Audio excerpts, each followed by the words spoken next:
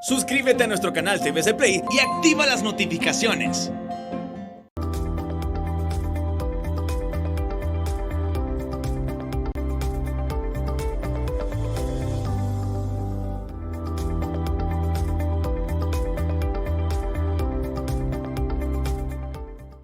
Hola, ¿qué tal? ¿Cómo están? Qué gusto saludarles. Estamos listos para un nuevo Al Banquillo.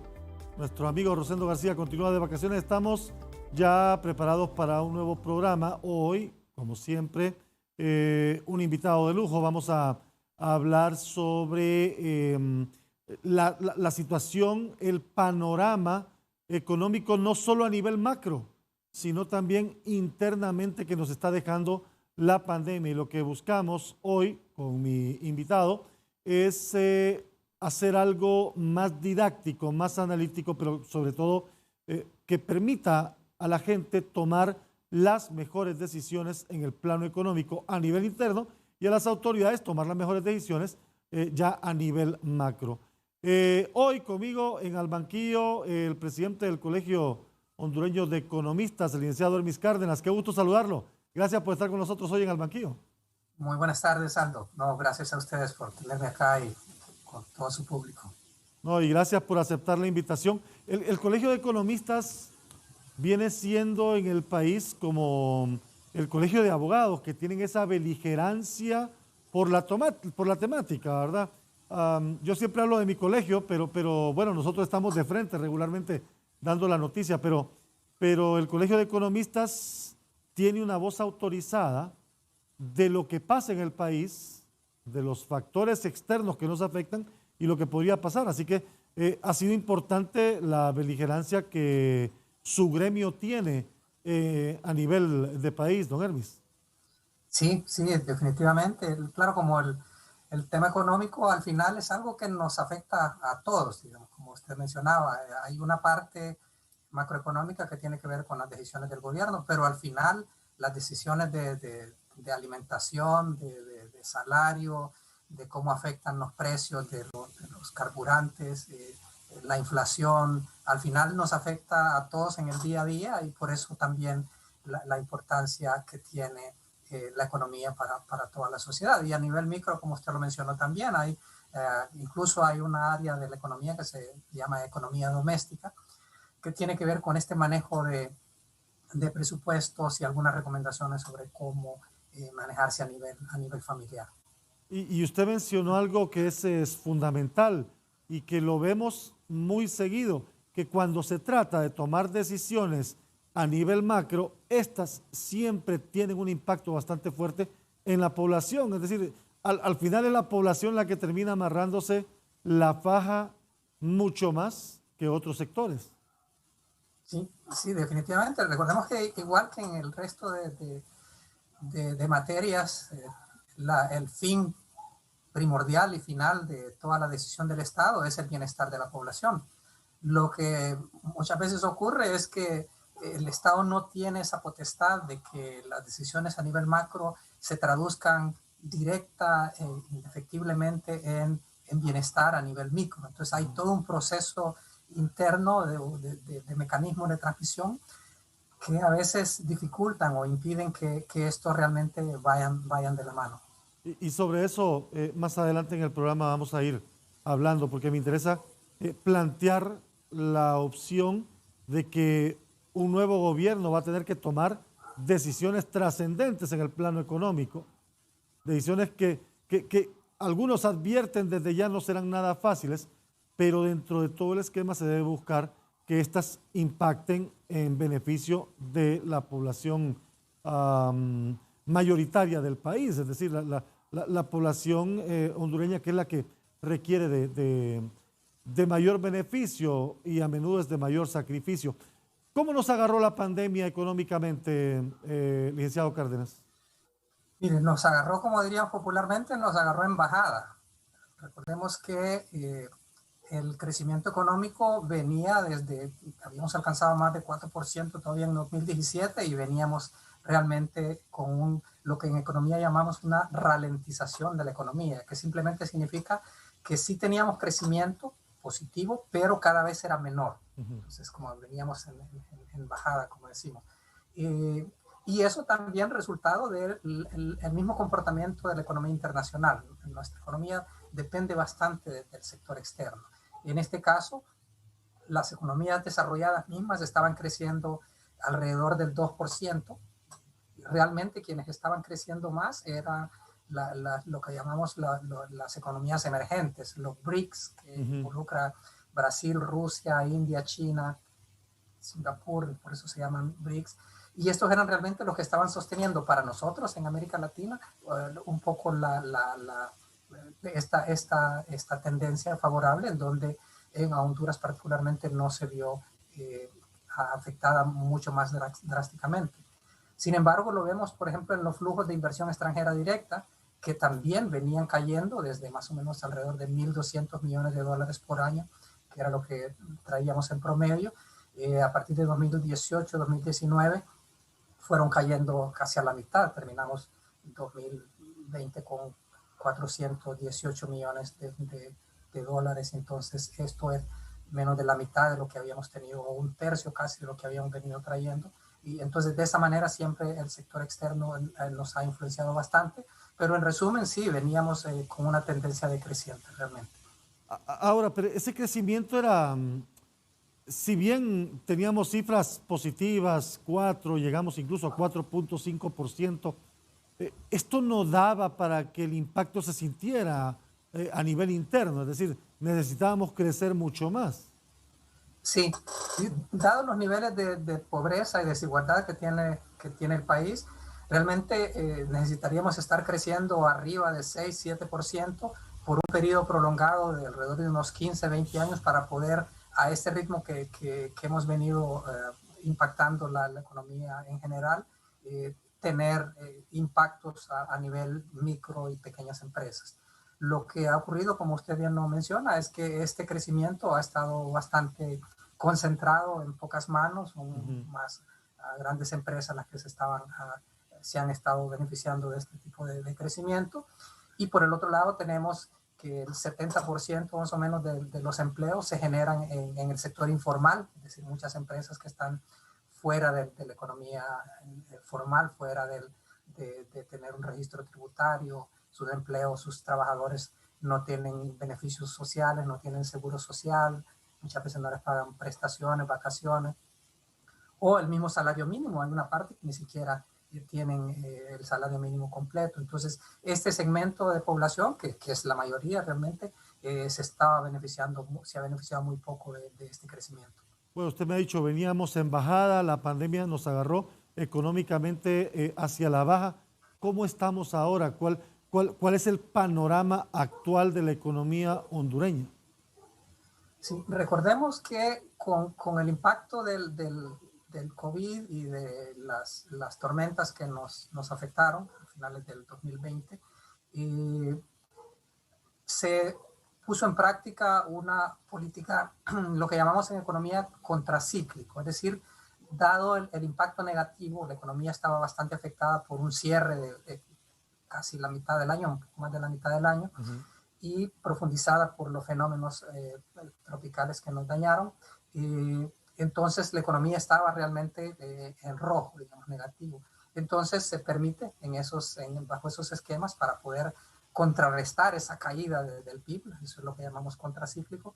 Entonces unas políticas monetarias y fiscales, políticas económicas, diríamos expansivas, para tratar de reactivar, de recuperar la economía. Es así que en el 2020 y todavía para el 2021 se permitieron déficits fiscales de alrededor de 5.5% para cada año. Es decir, que el gobierno podía gastar más de lo que recaudara. Y recordemos que más bien la crisis hizo que las recaudaciones del gobierno cayeran en casi 26.000 millones de lempiras. En algún momento no tenían ni para pagar los salarios de mucho personal, incluyendo personal de salud, que era prioritario, o que sigue siendo prioritario para nosotros.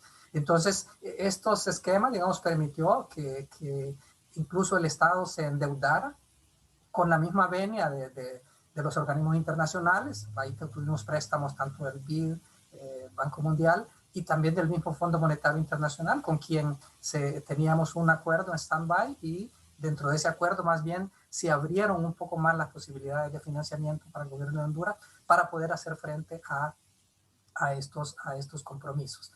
De manera similar, en el área monetaria, pensando reactivar las empresas, se crearon varios redescuentos, varios programas para incentivar algunos rubros que ya venían, se fortalecieron algunos paquetes que ya traíamos, como los de la agricultura, lo que llaman el proyecto agrícola 8.7, con la vivienda y varios otros de estos productos. También a nivel estrictamente de política monetaria, para dejarle un poco más de recursos a la economía, se disminuyó el encaje legal, lo que hace entonces que los bancos puedan jugar un poco más con el dinero de los ahorrantes, y la tasa de política monetaria también, para tratar de impulsar que las tasas de interés sobre los nuevos financiamientos fuera hacia la baja, en esa línea de recuperar la economía. Pero obviamente... Perdón, ¿pero fueron suficientes estas medidas? Bueno, ahí hay dos temas ahí que podríamos ver. Uno es que lo de la suficiencia, lo que se busca en política es que es difícil tomar todas las medidas como de un solo, digamos. Entonces no hay forma de decir que si hubiera sido más o si hubiera sido menos, sino que generalmente se espera ver cómo reacciona la economía, y de acuerdo a eso se profundizan las medidas o se busca como una retroalimentación. Es un proceso de alguna manera dinámico. Eso sería un primer punto.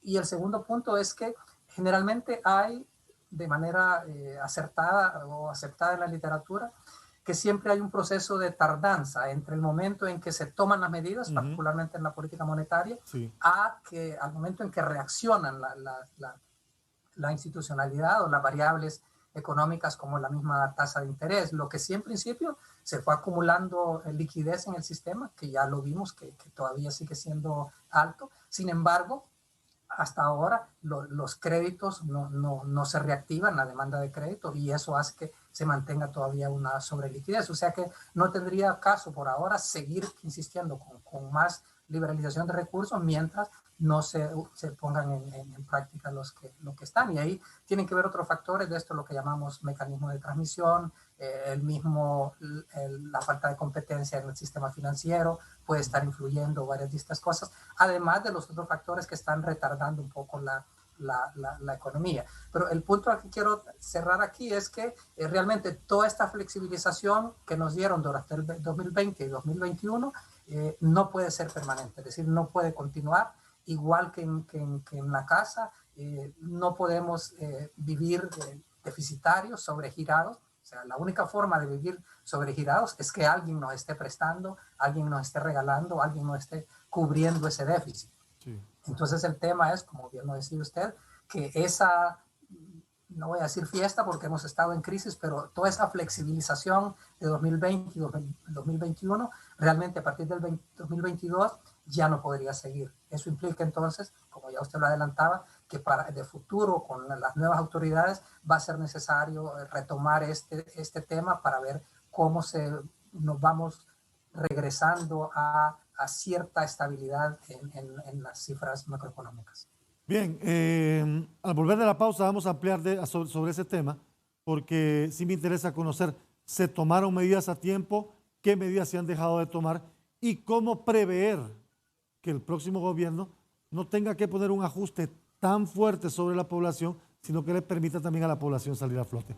Al volver de la pausa, seguimos al banquillo. Está con nosotros el licenciado Hermis Cárdenas, presidente del Colegio Hondureño de Economistas. Volvemos.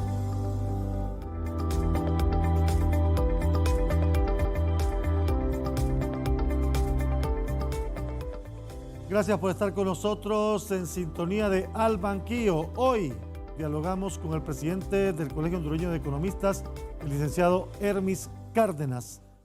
Quiero resumir lo que me decía usted en el bloque anterior y me dice sí o no. La economía venía ya en bajada antes de la pandemia, ¿sí? Sí, correcto. Sí, okay. Bajamos producción y bajamos en competitividad. También. Sí. ¿Qué se estaba haciendo mal para que viniéramos en esa línea? Bueno, usted quisiera ampliar, porque usted me decía, para que una economía crezca necesitamos crecer a más del 6% durante 15 años. Eso implica tomar buenas decisiones. ¿Qué se ha venido haciendo estos últimos años que no nos ha permitido crecer, sino que más bien veníamos a la baja? Bueno, en temas de crecimiento, un tema importante es el de la competitividad, por ejemplo. En eso hemos venido perdiendo mucho espacio. Esto tiene que ver con la formación de la mano de obra, la capacitación. Sabemos que más bien hemos estado con dificultades para lograr mantener índices en materias claves como matemáticas, español. También otro indicador importante es el tema de las carreras técnicas, que necesitamos impulsarlas para mejorar y ampliar la capacidad productiva de la economía. Los temas de infraestructura, hemos visto que en el índice de competitividad que mide el Banco Mundial a través de la encuesta de Doing Business, hemos venido perdiendo espacios, perdiendo peldaños frente a otras economías, y eso implica en parte porque estábamos recibiendo cada vez menos inversión extranjera directa en comparación con países cercanos como Costa Rica. También el tema de la institucionalidad. Recordemos que nosotros venimos de varias crisis seguidas, pero la última de 2009 y todavía 2017 han dejado al país como a la expectativa, con una imagen de inestabilidad, de riesgo de inestabilidad política, que todavía lo seguimos pagando. Pues este año muchas de las inversiones posiblemente se han pospuesto. Muchos inversionistas decidieron no hacer sus inversiones, esperando a ver si somos capaces de manejar de manera transparente un proceso electoral y respetamos la voluntad popular, y el que gane es aceptado por los otros contendientes. Entonces hay muchos de estos factores que influyen en el tema de crecimiento, pero también temas como la accesibilidad y el costo de la energía eléctrica. Entonces esos son otros factores.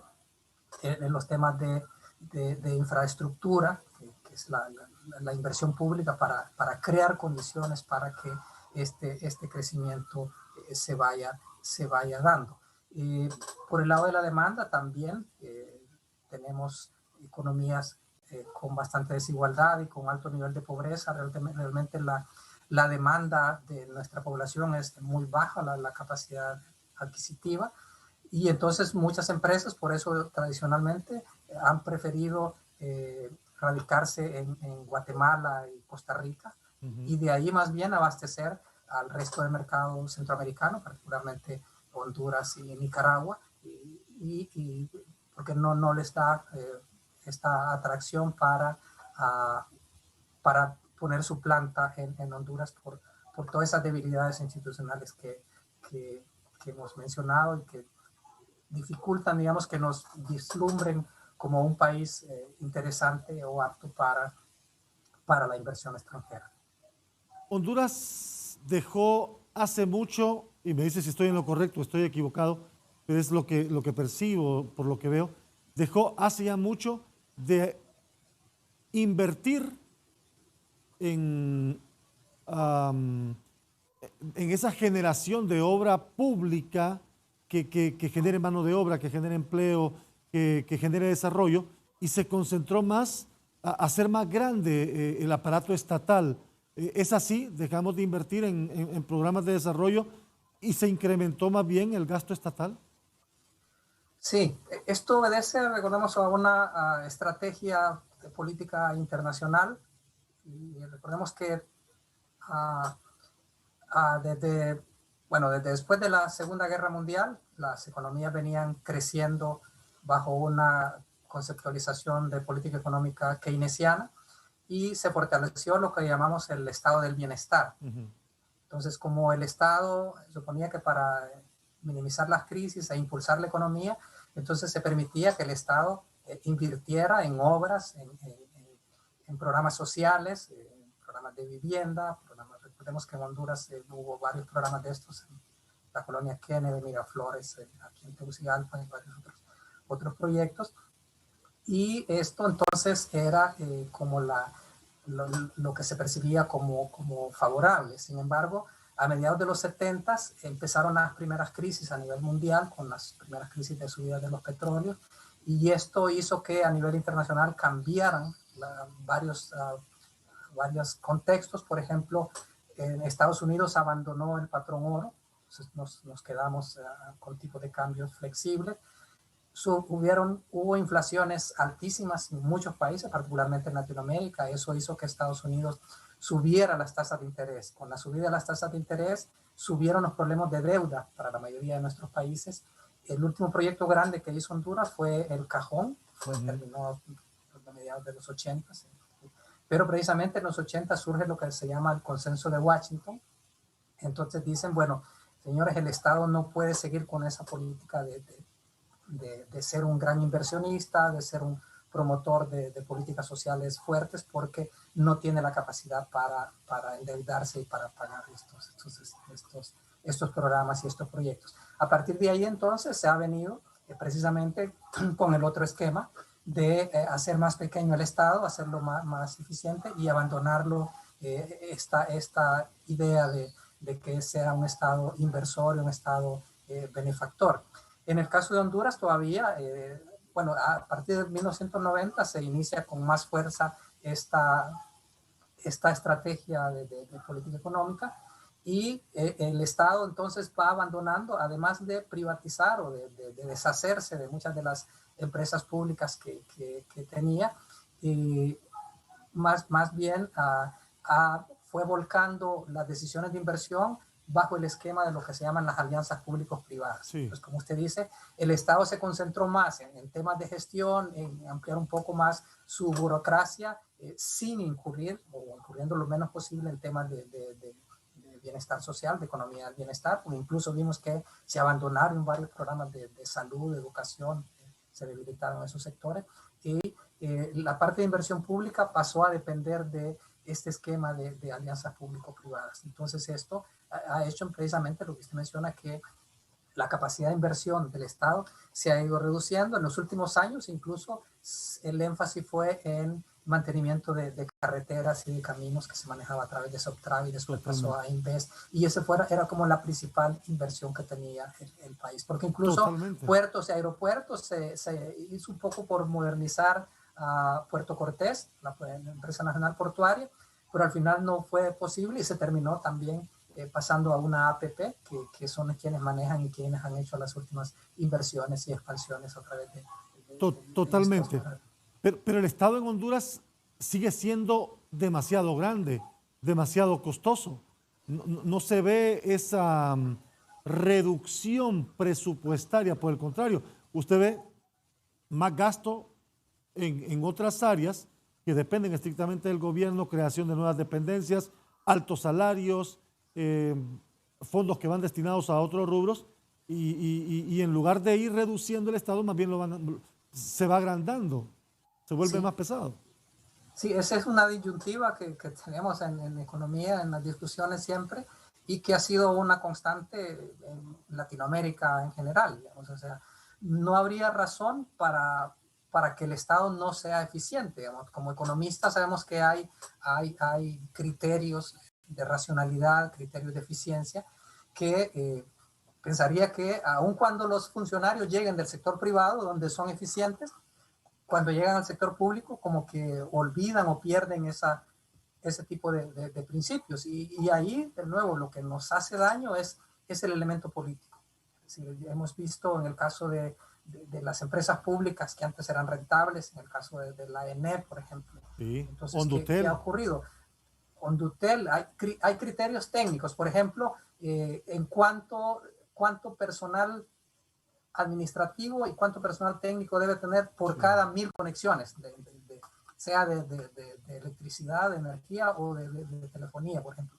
Y hay ciertos parámetros que deberían ser comparables con empresas rentables, empresas bien administradas a nivel internacional, pero en la práctica lo que ocurre es que hemos sabido que las empresas públicas al final terminan cediendo a las presiones políticas, a los compromisos con con los activistas. Y esto hace, por ejemplo, en varios momentos se ha mencionado que la ENE debería operar con 3.500, 4.000 empleados y llegó a tener 6.000, 7.000 empleados.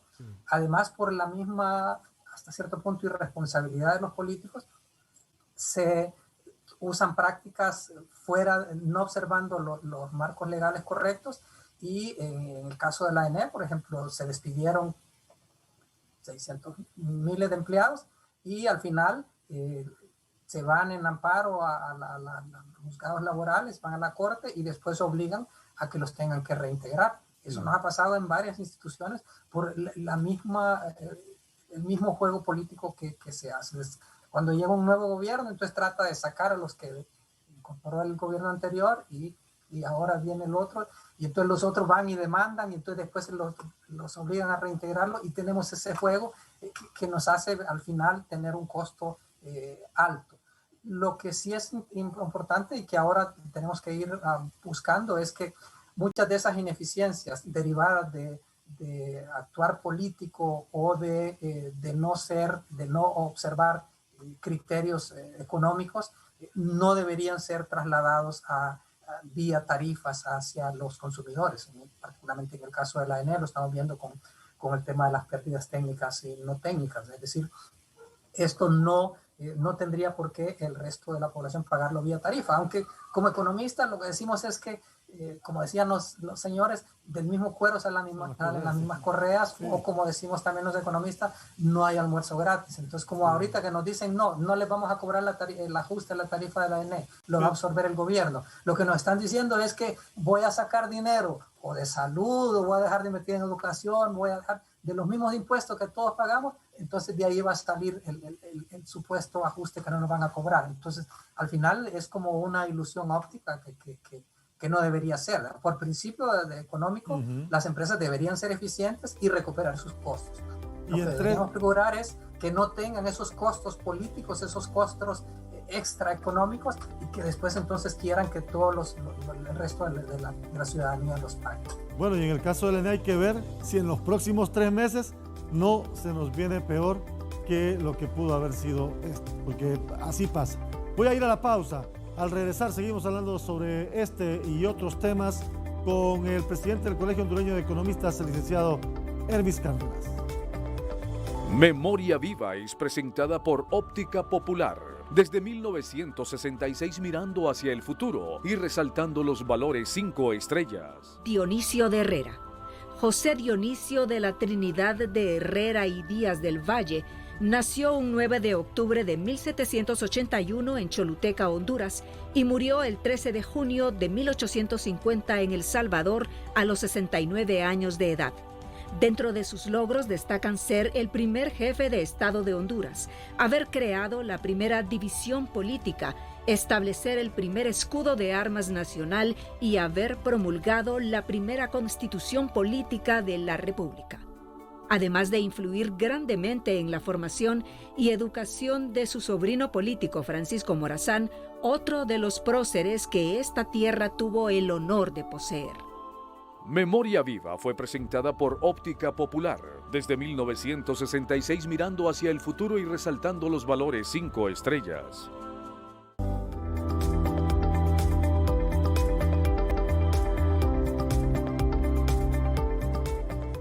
De regreso en Al Banquillo por TSI, con nosotros el presidente del Colegio Hondureño de Economistas, el licenciado Hermis Cárdenas. Quiero hacerle una pregunta y después en la repregunta usted sabrá por qué le hice la consulta. ¿Hay dinero en Honduras? Bueno, había que ver de qué dinero estamos hablando, porque en general estamos viendo que en el sistema financiero, por ejemplo, hay una sobreliquidez, lo que decimos que significa que mucho del dinero de los ahorrantes está sin ser utilizado productivamente. Entonces, desde ese punto de vista de que hay sobreliquidez, lo que significa entonces que, bueno, la función del sistema financiero es precisamente tomar dinero de ahorrantes y convertirlo a inversión, digamos, sí, para que genere empleo y precisamente tenga impacto en el crecimiento de la economía. Cuando hay ese exceso de liquidez en la economía, precisamente lo que nos da a indicar es que la reactivación económica todavía no va en los niveles que requeriríamos y que la demanda de crédito precisamente para inversión ha estado baja y refleja poco dinamismo en la economía. Pero desde ese punto de vista, sí pensaría que sí habría oportunidades para usar dinero. Voy más en específico. ¿Tiene dinero el Estado como tal? El Estado como tal, ahí sí es otro esquema diferente. Recordemos que la fuente del Estado principalmente son los impuestos que recauda, sí, y el tema de la capacidad de endeudamiento, lo que decíamos. Cualquier gasto por encima de los ingresos que tenga, de los impuestos y de las tasas que cobra, tiene que cubrirse con deuda. Desde ese punto de vista, yo pensaría que el Estado sí está quedándose sin dinero, digamos, porque los niveles de recaudación, por ejemplo, andábamos hasta 2019 alrededor de 110.000 millones de lempiras, que eran las recaudaciones a través del SAR, y esos cayeron a 84.000 millones en el 2020, y la meta para este 2021 creo que subió un poquito, pero todavía anda como en 90.000 millones de lempiras. Y el presupuesto del Estado, si hablamos del gobierno central, son 130.000 millones de lempiras, lo que significa que hay un déficit que se tiene que cubrir con recursos externos. Esto es excluyendo a las municipalidades, que sería otro esquema, pero relacionando impuestos con gobierno central, sí habría un déficit que se tiene que cubrir con financiamiento, y ya sabemos que ese se está volviendo un tema crítico para la economía. Totalmente, estamos, creo que ya, no sé si ya lo superamos, pero creo que ya pasamos la barrera del 50% del Producto Interno Bruto en endeudamiento, y eso es peligroso para los países, dicen los teóricos de la economía. Le pregunto, porque se ha dado tanto gasto en pandemia y gastos que usted ve que se hicieron de contado, se pagaron de un solo. Entonces, ¿cómo había tanto dinero para gastar en esta situación que no resultó? Y tiene un país que no ha crecido, que no tiene mayor generación de inversión, que ha perdido empleos, que no ha sido capaz de atraer inversión extranjera para promover nuevos empleos, no ha sido capaz de incentivar a la inversión nacional para promover empleos. Es un contraste el que usted ve ahí. Sí, recordemos que mucho de ese gasto que se permitió al Estado en el 2020 provino precisamente de financiamiento externo. Entonces, el Congreso Nacional aprobaba al gobierno de que pudiera endeudarse hasta la cantidad, el primer acuerdo, la primera posibilidad fue hasta 2.500 millones de dólares, y después se fueron sumando otros permisos, otras autorizaciones para deuda, incluyendo los 600 millones de dólares de endeudamiento para pagar el desfase financiero de la ENE y los financiamientos del Fondo Monetario. Entonces, en realidad, de ahí fue donde se usó para financiar todo ese tipo de gastos. En el caso de Invest, recordemos que el Congreso había autorizado, pero el dinero no existía. Entonces, más bien Invest utilizó del fondo que tenía aprobado para carreteras para comprar los hospitales y hacer muchas de los gastos que se le autorizaron en salud de manera de compra directa, pero no era que tenían ese dinero, más bien después que se fue obteniendo los créditos, tuvo que ir cubriendo esa parte, y de hecho la inversión en carreteras, que al final que se tenía prevista, no se hizo, y lo pagamos después de que las tormentas tropicales nos destruyeron una buena parte del país, y todavía al sol de hoy hay muchos caminos que no se terminaron de rehabilitar. Entonces, nos eso es quedamos parte sin de hospitales y sin carreteras. Sí, al final los hospitales no dieron la funcionalidad que esperábamos, y el fondo de carreteras empezó hasta final de año, más principio de este año. Hemos visto las obras en el Valle de Sula también, que con el retraso que han tenido, y todo esto influye también precisamente en el retardo, en el bajo crecimiento, en la poca generación de empleo que tiene la economía para recuperarse en este momento. ¿En algún momento ustedes, como colegio, como gremio, como conocedores en esta materia, plantearon una estrategia paralela a la estrategia sanitaria, si es que la había. Porque en el momento en que nos agarró la pandemia, con una economía hacia la baja, era previsible que lo que se venía económicamente era fuerte. Muchas microempresas salieron del mercado, mucha gente se quedó sin trabajo, muchas empresas tuvieron que cerrar porque no podían sostener la carga de un cierre económico, no generar y todavía pagar personal. ¿Se planteó de repente una estrategia de reactivación o de soporte económico que fuese a la par de la sanitaria? No exactamente como una estrategia, pero nosotros sí planteamos los riesgos de un cierre total de la economía de manera prolongada. Nosotros siempre fuimos pensando en incluso cierres parciales o algunos elementos. Sin embargo, recordemos todo el temor y la incertidumbre que trajo el mismo desconocimiento de la pandemia, y en aquel momento también la prioridad era lo de contener los contagios y salvar vidas. Entonces esto al final se fue diluyendo.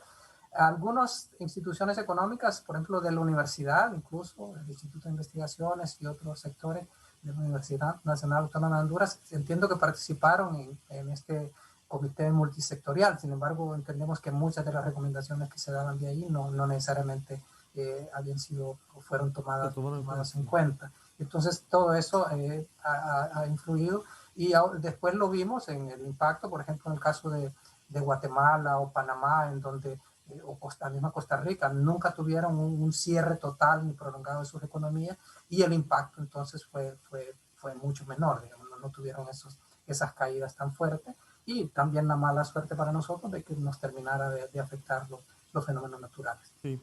En este momento, ¿qué medidas puntuales cree usted debe tomarse a nivel de Estado para no seguir en esa debacle a la que vamos y que de repente las medidas que se tengan que adoptar en el corto plazo no sean tan fuertes para la mayoría de la población? Ahora todavía seguimos padeciendo las secuelas de las medidas tomadas en pandemia, digamos. Entonces el tema de la reactivación, decíamos que hay liquidez. Muchas de las políticas, de las medidas de política monetaria que se tomaron generaron algún impacto. Sin embargo, sentimos que todavía no llegan a nivel operativo, digamos, a nivel micro. Entonces sabemos que se han creado todos estos fideicomisos para apoyar sectores económicos. Sin embargo, las empresas, las micro y pequeñas empresas, se quejan de que todavía no han podido tener acceso a estos financiamientos. También nos ha atrasado el mismo crecimiento económico, el bajo avance en el tema de la vacunación. Esto entonces nos dificulta que la reactivación económica sea más fuerte, aunque ya hay algunos indicios de que la economía se va recuperando, pero no al ritmo que nosotros quisiéramos. Y de cara a lo que vemos que va a ser necesario en los próximos años, sentimos que el gobierno todavía necesita hacer una revisión en sus conceptos de gasto, alguna racionalidad en términos de ver la institucionalidad que pueda estar ejerciendo funciones duplicadas, o cómo hacer un ajuste por el lado del gasto, preparándose para lo que hemos anticipado que va a ser necesario retomar a partir de ya el presupuesto y de la actividad económica en el 2022 con el nuevo gobierno. Entonces, esas partes no las hemos visto, más bien seguimos con el tema de la incertidumbre, en el tema de la institucionalidad política. Entonces a eso nos trae más bien más riesgo, más dificultad para la reactivación económica. Sí. Y sentimos que para esto lo que hemos planteado también siempre es que va a ser necesario llegar a acuerdos con todos los sectores a nivel nacional, porque decíamos, de nada serviría hacer una reconstrucción para continuar con un modelo económico concentrador de riqueza, que expande los niveles de pobreza, que mantiene el 70% del empleo en el sector informal, no hay apoyo para la micro y pequeña empresa. Este esquema excluyente no puede continuar. Por eso planteamos que haya apertura, que haya consenso.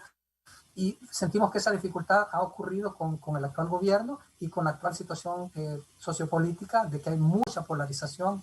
Cualquier cosa que diga el gobierno es desvirtuada o no es aceptada por la oposición, y viceversa. Cualquier comentario, crítica de la oposición es visto como una crítica política. Entonces es difícil en este momento pensar en estos acercamientos, pero sentimos que son necesarios y van a ser más que necesarios de cara a lo que tendrá que hacer el nuevo gobierno.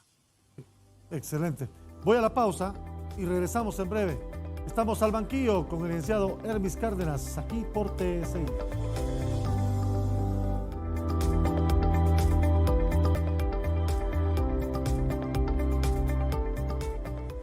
Estamos de regreso en Al Banquillo por TSI, con nosotros el licenciado Hermis Cárdenas, presidente del Colegio Hondureño de Economistas.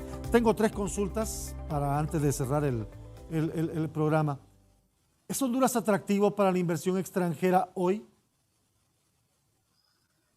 En este momento sentimos que no, digamos, porque por lo que hemos mencionado de la falta de competitividad que se ha perdido, la debilidad institucional que tenemos y mucha incertidumbre sobre el espectro sociopolítico del país. Estos factores hacen difícil atraer inversiones en este momento. O sea, ¿usted cree que el inversionista, la empresa extranjera está viendo, incluso la nacional, qué es lo que pasa en noviembre para decidirse a invertir? Sí, de hecho sí. Recordemos que es un elemento positivo de que la inversión extranjera al primer trimestre del 2021 es halagüeña en comparación a lo que se dio en 2020. Sin embargo, sabemos que mucha de esta inversión extranjera hasta ahora ha estado dependiendo de reinversión de utilidades de las empresas que ya están acá, que ya tomaron su decisión de inversión, ya tienen sus riesgos corridos y tienen más bien que aprovechar estos momentos para expandirse. Pero nueva inversión extranjera yo pensaría que sí está como en stand-by esperando que ocurra. Usted dijo al inicio del programa que uno de los problemas que ha generado todo esto es que el sector informal creció el sector informal, este sector que no está regulado ni legalizado, pero que está generando economía para la gente, porque esas ventas informales están generando economía interna. ¿Cómo formalizar a este sector? No con el afán de sacarle impuestos, sino con el propósito de impulsarlo a convertirse de informal en un microempresario y llevarlo en ese proceso. Yo siento que es parte de esos esquemas de acuerdos nacionales que necesitamos. Eso tiene que ser como una relación costo-beneficio, es decir, pensar en estas empresas que necesitan mucho apoyo en términos de organización, de capacitación, de tecnología, de mejorar sus procesos productivos, y no solamente en financiamiento, que creo que esa es una debilidad en este momento, que lo que se habla es de darle facilidades financieras. Sí. Pero, por ejemplo, de nada me sirve tener acceso a financiamiento si el nivel de las ventas no mejora. Entonces yo me voy a endeudar, pero después no voy a poder tener ingresos suficientes y más bien no voy a poder honrar los créditos. Mientras no mejoren mis procesos productivos, también posiblemente no pueda reducir costos y ser competitivo. Entonces tiene que ser un apoyo un poco más integral para la micro y pequeña empresa, para que mire los beneficios, porque las empresas solo están viendo el tema de los costos, es decir, van a tener que formalizarse, y muchos de los costos no todos son financieros, digamos, pero hablan de el estar peleando casi mensualmente con el SAR, porque hay que estar presentando declaraciones, primero con obtener toda la documentación que implica formalizarse, digamos, empezando por a veces costos legales de abogados para tener una escritura de constitución,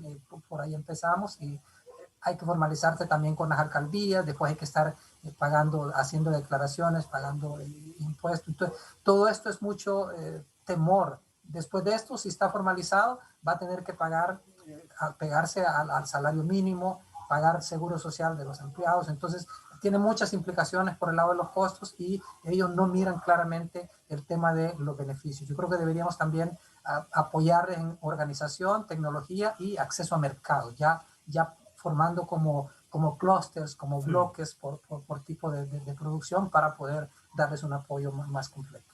Interesante ese aporte, porque es un grupo bastante fuerte y que mueve también y que ha crecido motivado por la misma situación del país. La crisis.